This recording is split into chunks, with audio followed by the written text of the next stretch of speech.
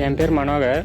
கடலூரில் இந்த அன்னவழின்ற கிராமத்தில் நாங்கள் இந்த விசிறி தொழில் செஞ்சுட்டு வரோம்.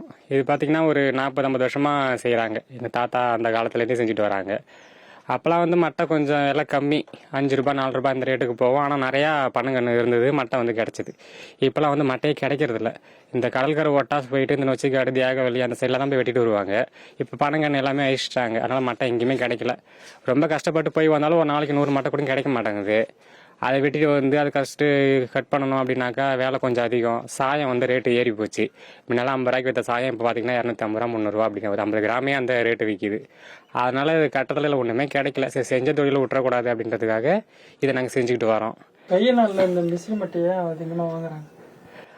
என்னதான் குளிர்சாதனம் இது வந்துருச்சு, ஃபேன் இது இருந்தாலும் இந்த இயற்கையான காற்றுன்னு பார்த்தீங்கன்னா இந்த பனை ஓலை விசிறி வந்து ரொம்ப நல்லாயிருக்கும்.